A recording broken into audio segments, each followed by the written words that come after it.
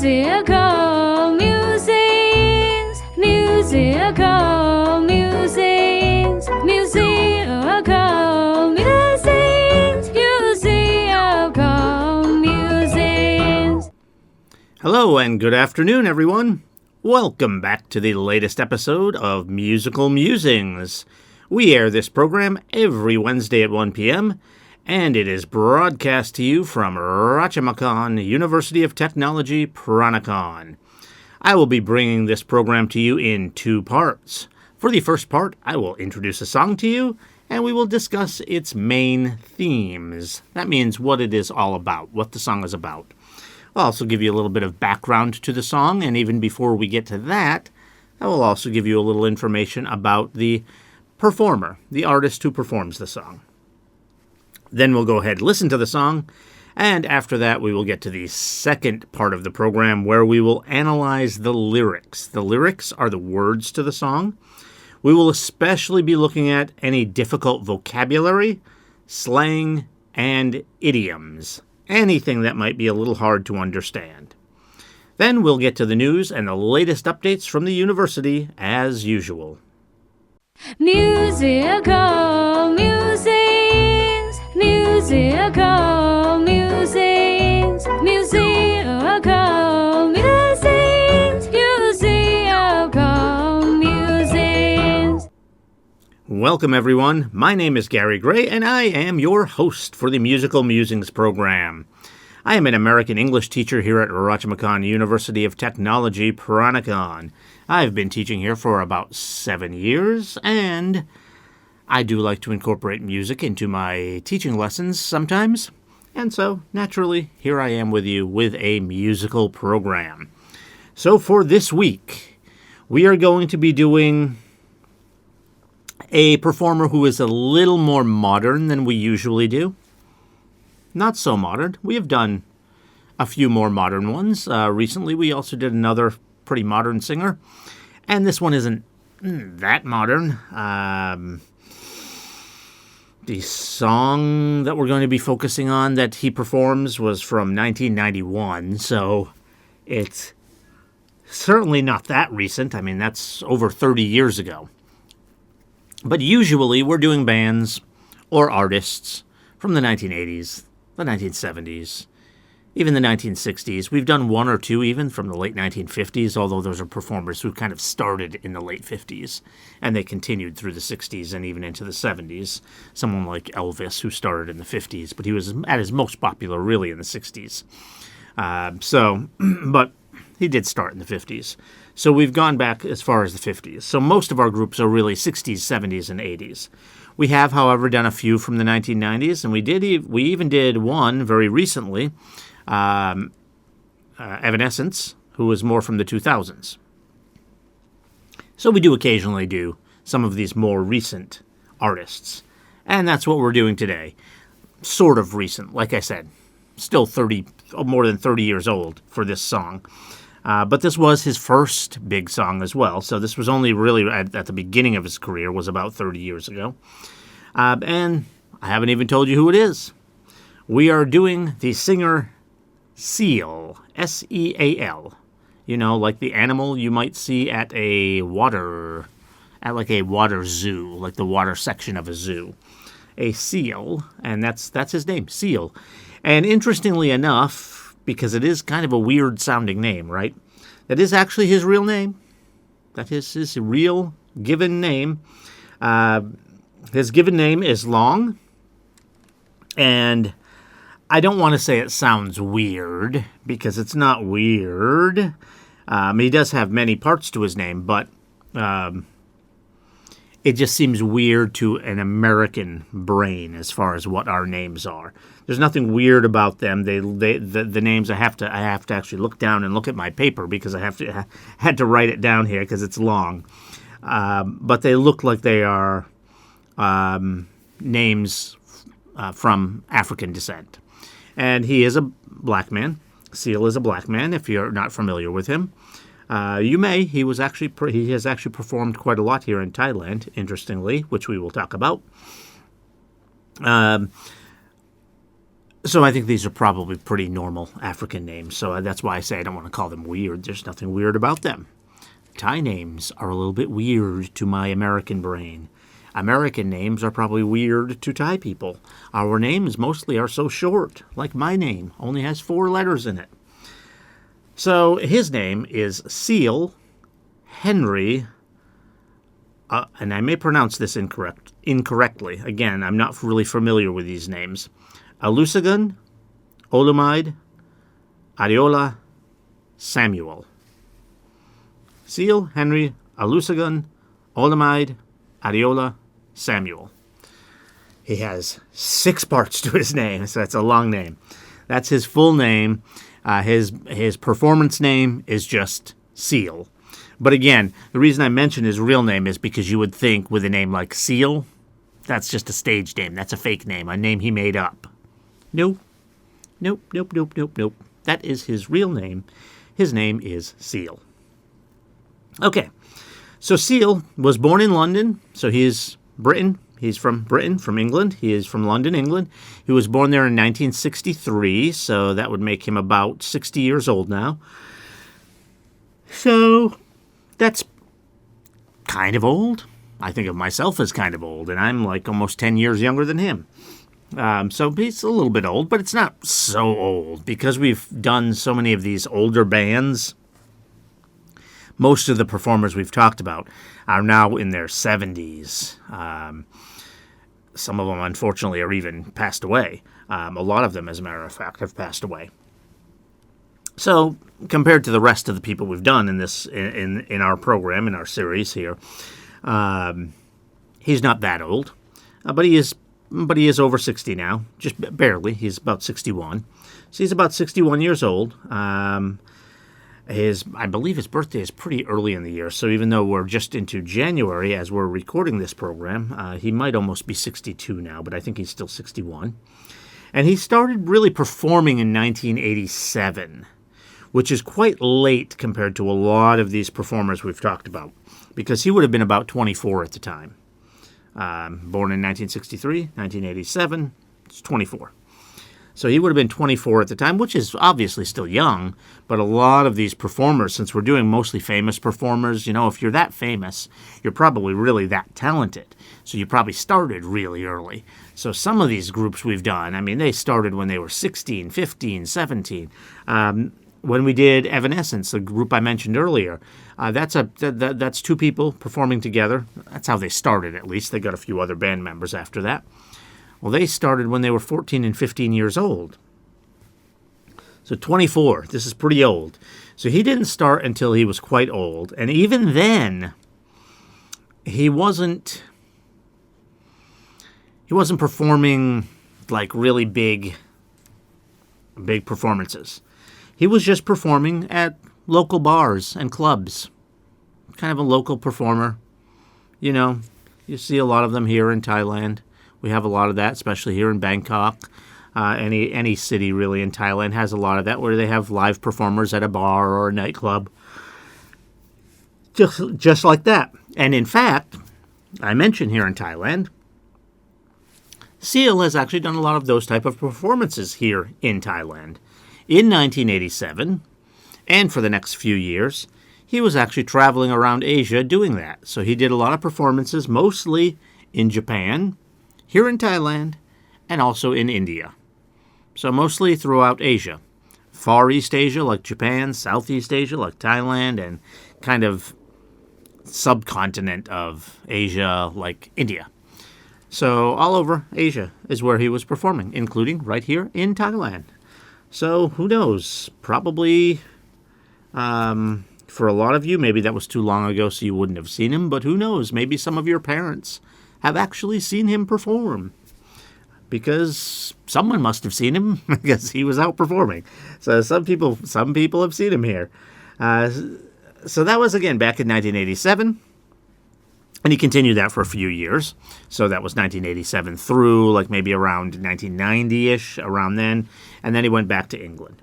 So still, even though he started performing when he was in 1987, when he was 24, none of that was really like big performances, making records, anything like that.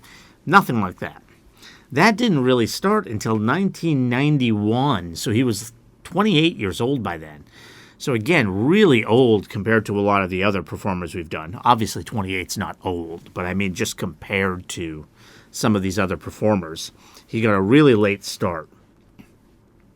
And so in 1991, the song that he performed wasn't even his own, actually. There's a famous DJ in Britain. Well, famous. Kind of famous. I don't know really how. I'm not very familiar with the DJ scene in Britain, so I don't know exactly how famous he is. But I've seen his name before, so. And since I'm not that familiar with that whole scene, if I've seen his name, he must at least be a little bit famous. And his name is Adamski, and I may even be pronouncing that wrong. It could be Adamski. It could be, I don't know. The way I read it, it's Adamski. And it was his song. In fact, he had recorded the song in 1990. But then he gave it to Seal to perform in 1991. And Seal's version of it actually didn't do as well in Britain, but globally it did better. It was still not Seal's best song. It's not his top song. Far from it. It's actually my favorite song by him, even though it's not even really his song. Like I said, he got it from the DJ. But it's actually my favorite song by him, so it is the song we're going to be doing today. It is the song Killer. Killer. And it's not a bad song about killing. Nope. It's actually a very positive song. The song is called Killer. And again, Seal's version of it came out in 1991, so a year after.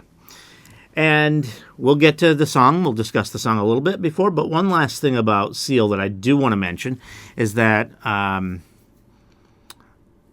he's actually a very good person as well. So most artists usually are, because they have extra money. Because we're talking about famous artists. So most of them usually try to do some good things with their money. Most of them are decent people, but a lot of them, especially you talk about that kind of rock and roll style, and they have these really hard lifestyles, so maybe they're spending a lot of their money on drugs and bad things and things they shouldn't. And so there are quite a few of them that don't do a lot of good things. Seal actually does a lot of really good things. He does a lot of work for charities, so I just think that's worth mentioning because, he's a good guy. He's a good person. He's worth paying attention to. Worth checking out. And he does still perform today. He's getting a little old, but he's not that old. Like I said, about 60, 61. But yeah, he does a lot of work for charities. Mostly a lot of human rights charities or for diseases. Like he's done a lot of fundraising, for example, for AIDS and that type of thing. But he also does a lot of human rights ones as well. Again, he's still active today. Of course, he's not as popular as is normal in this industry, music industry. People get popular and then they get less popular. So he's not as popular now. You don't hear a lot of his stuff out there. A lot of you may have never even heard of Seal when I mentioned him. But he's still out there, still making new music. Okay, so again, the song we're going to do by him today is Killer. And as I mentioned, that came from DJ Adamski. And again, I may be pronouncing that name wrong. I'm sorry. I'm not familiar with him. But that's a British DJ. Gave him the song to perform in 1991. And interestingly, like I said, the DJ's version of it did better in the UK than Seal's. Seal's did not do bad. In UK, on the charts, like on the rankings, it came in number 8, Seal's version. So that's still very good. But in the UK, the DJ's version was number 1. Now, of course, since it's just by some British DJ in the US, that didn't do anything. That did nothing. Nobody heard that song. But Seal's version of the song in the US came in at number 100. Now, that is the very bottom because they only list the top 100. So it barely made the chart. That's why I told you it's not his best song. Again, the name of the song is Killer. It's not his best song as far as popularity. Just happens to be my favorite song, so that's what we're going to do. But it still did make the charts. It was his first, and it was his very first song he ever did. So that's still not bad. I mean, it sounds like it's not good, right? You know, it's not very popular. Number 100. But come on, there's a lot more than 100 songs out there, a lot more than 100 bands out there. There's hundreds and hundreds and hundreds of bands putting out multiple songs all the time. Like one album might come out with 12 songs on it or something like that. So you've got all this music out there. So even just to make the chart at all.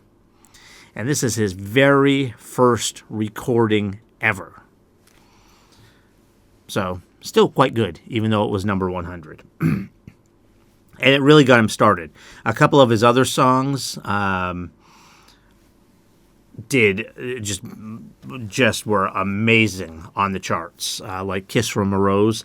I did not look, since that's not the song we're doing, to see where that was on the charts in the U.S., but I'm almost sure that must have hit number 1, at least for a short time. And if it wasn't, it was at least number 2. I mean, that was a very popular song. That was Kiss from a Rose. I'll mention that again at the end of the program. So this song, Killer, really did get him started. All right, so let's keep going here. So the meaning of the song is really about overcoming your problems. So that's why I said before, it's actually a positive song. Even though it sounds bad, right? Killer. It's actually a positive song. And I will tell you that the way the lyrics are laid out, there's not a lot to talk about. So why are we doing it if it's not a very good song for this program where we're talking about lyrics and understanding things that are hard to understand? Oh, because there are several words, at least, that may be hard to understand. Like the word jaded comes up, or solitary comes up. Maybe you don't know those words. There may be some things that you don't, some words in here that are tricky.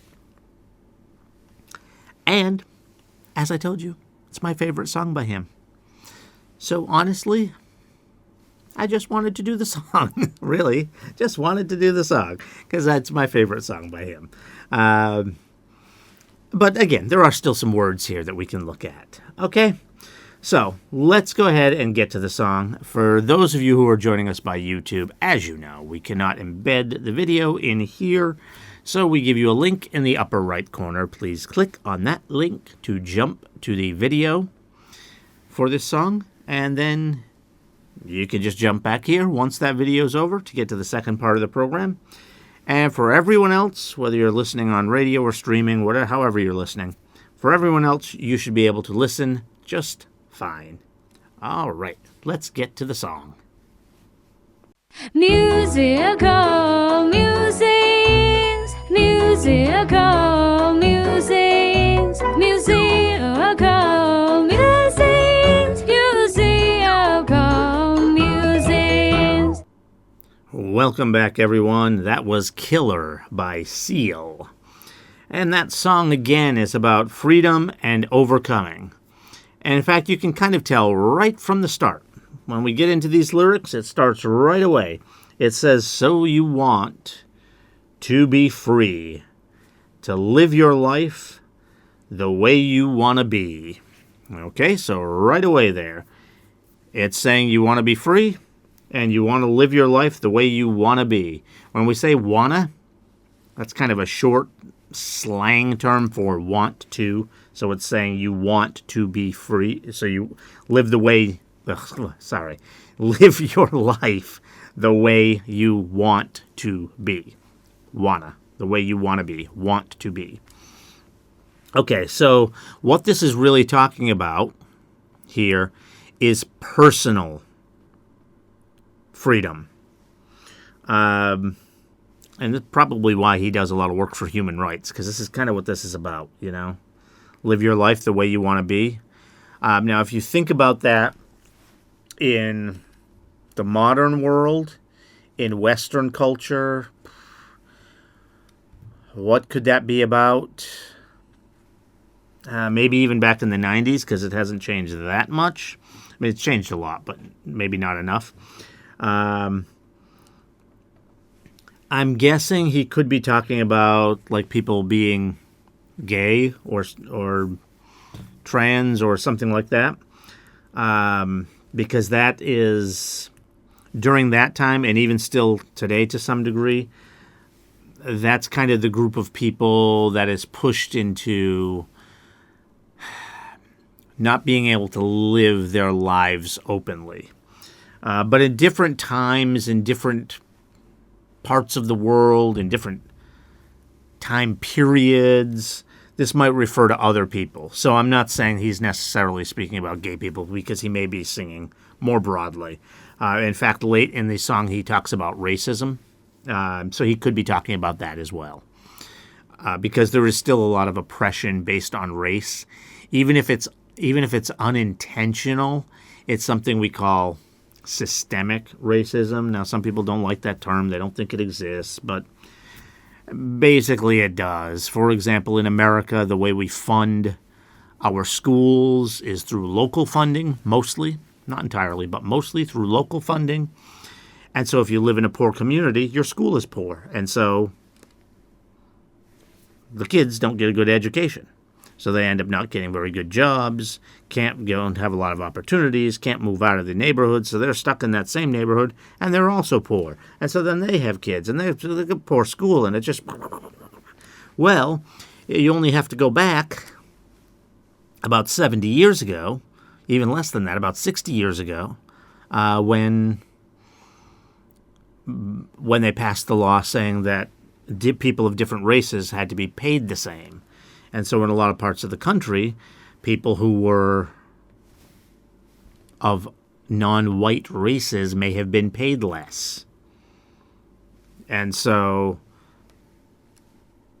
they end up being poor. And then, as we just discussed, there's that cycle of poverty. And since that was only 60 years ago, we're really only 2 or 3 generations away from that. So a lot of those people may still, even today, be stuck in that cycle. And so they cannot live their lives either the way they want to be. Because they don't have the opportunity, they don't have the money, they don't have the skills because they didn't get the education, because they're in this bad environment. So he could be talking about that as well. It's not entirely clear, and he could be talking about all of it, because like I said, in the first section of our program, Seal's a good guy. He's always thinking about all these sorts of things. So could be singing about all of that. So it's not clear what he's talking about exactly, and that may be intentional by him. That may be on purpose. He doesn't want to single out this group or that group because he's talking about everyone should be able to live their life the way you want to be. Okay, so let's continue. Will you give? If we cry, will we live? Or will we die? Okay?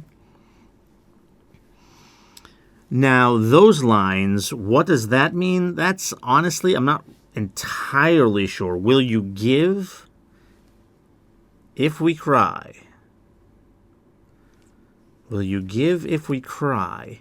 So I think what he's saying is if the people who are not being allowed to live the way they want to live, if they cry out enough, if they yell and scream and fight enough, are they going to get what they're asking for?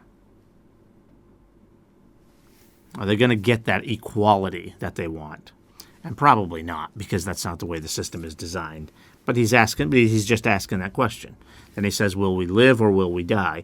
And in some cases, in some parts of the world, it might actually come down to life or death, because some of these places, there's actual fighting going on. Like if you look at Africa, and again, we talked about his African name. He is a African British gentleman, a black man. So he probably has connections there. And again, he's always thinking about all of these problems throughout the world. So he's probably very much aware of that, because that happens a lot in Africa with a lot of these civil wars that are going on. We do see it in other parts of the world as well. We've seen recently, as of the time of this recording, some civil war stuff going on in Syria as well. So it happens at other places as well. But again, these are people during these civil wars, though, that they have, like in Africa. It's usually one tribe putting down another tribe, and so these people are being repressed. So again, they can't live their life the way they want to be. And in those cases, it might come down to life or death. So will we live or will we die?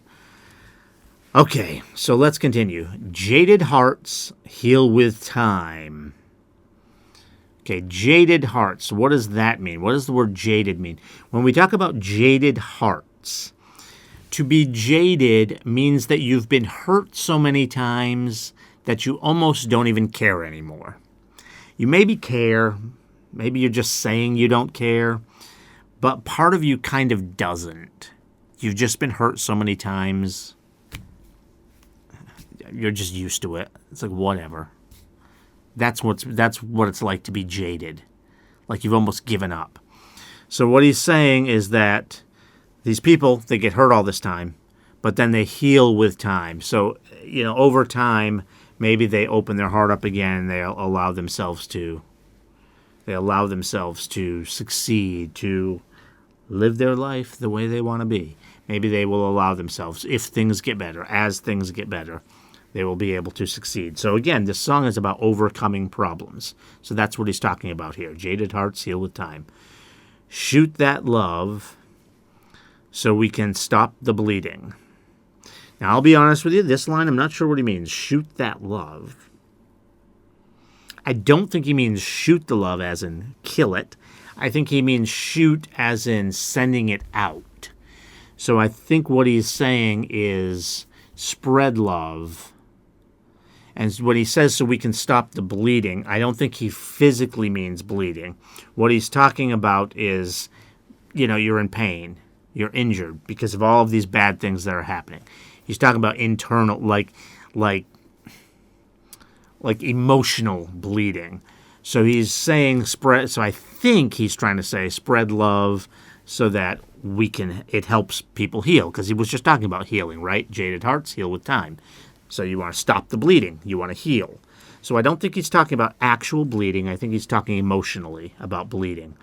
So he's talking about spreading love so that things can get better. It's really as simple as that. Okay, then he says solitary brother. Solitary means to be alone. A lot of times we use it like when you're lonely, even. It just means singular, one, solitary. Like you can say, I have one solitary baht, if that's all you have in your pocket is one baht. But it means alone. So what he's talking about is this person that's probably isolated when he's talking about solitary brother. So it says, solitary brother, is there still a part of you that wants to live? So in other words, these people have been so repressed, they're so sad, they're so depressed. Do you still even want to live? And he continues, solitary sister. Okay, solitary again, so now we're talking sister. Is there still a part of you that wants to give?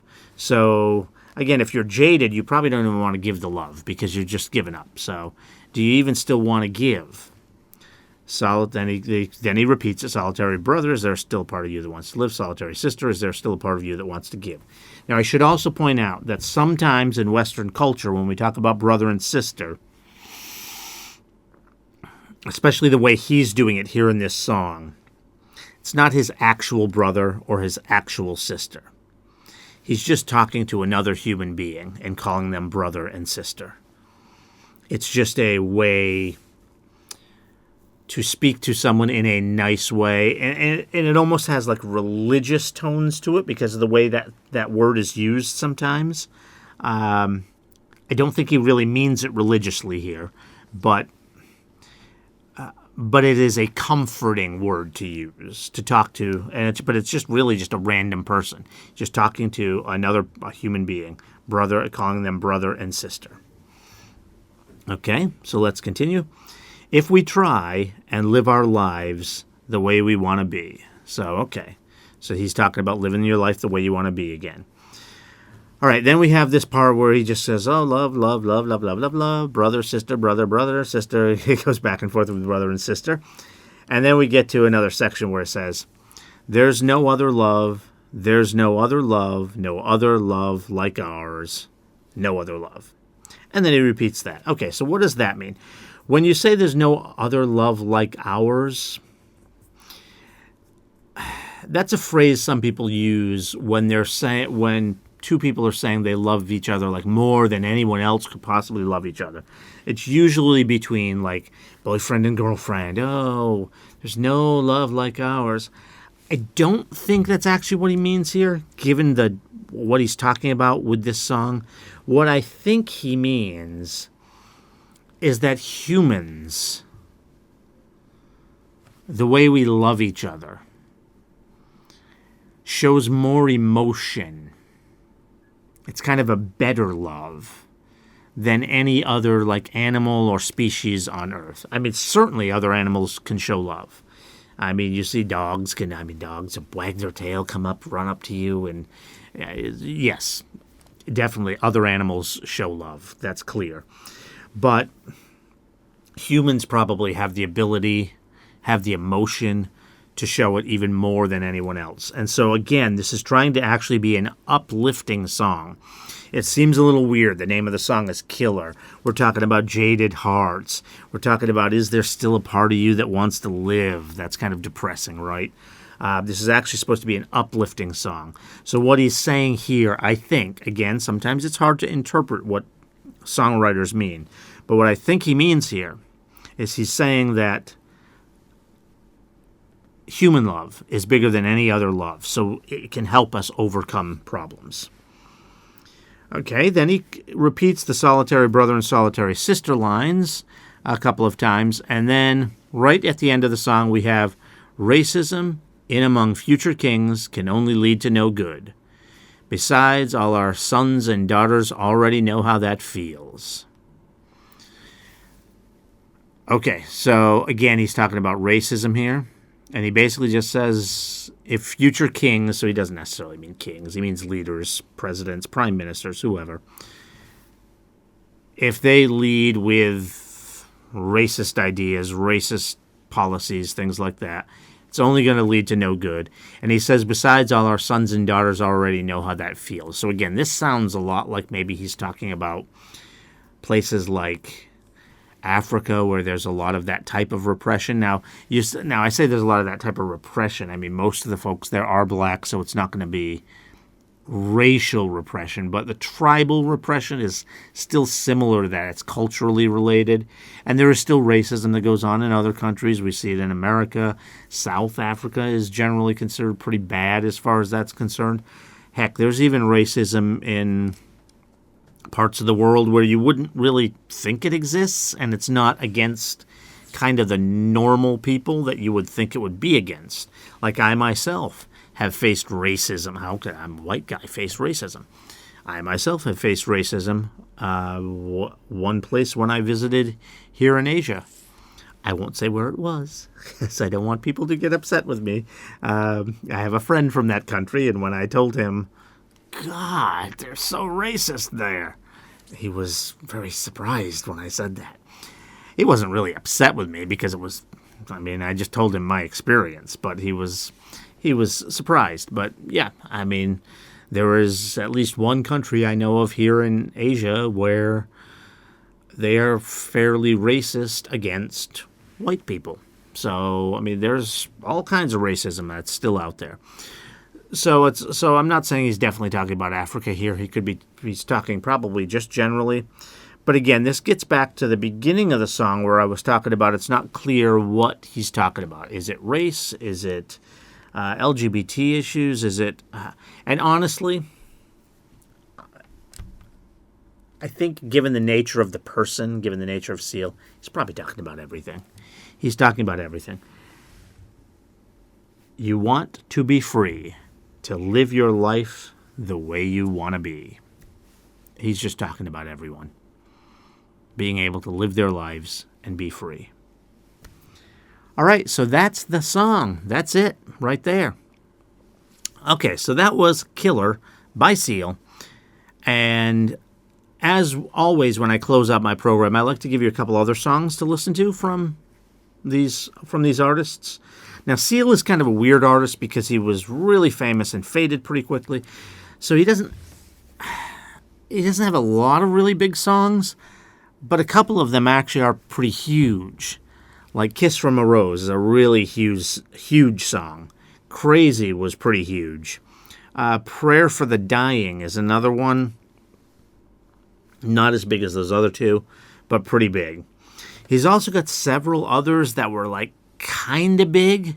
So you may want to go and check out more of his songs beyond those. But if you like this song, at least go check out those three. Kiss from a Rose was definitely his most famous, so you definitely want to check that one out. Crazy is probably maybe his second most famous. I'm not really sure about that. But it's up there. It's one of his more popular ones. Prayer for the Dying is a little lower on that list, but I think it's pretty good. And as I said, he's got several others that are quite good, so there are several others worth checking out. So go and listen to more of his music. Again, he just goes under the name Seal, so it's easy to find, S-E-A-L, Seal. So what we listened to today was Killer. You have Kiss from a Rose, Crazy, and Prayer for the Dying. Go check those out. All right. Thank you for joining us for today's Musical Musings program. Please stay with us and tune back in next week for another great song. Also, don't forget to subscribe to our channel. Thank you. Musical, music.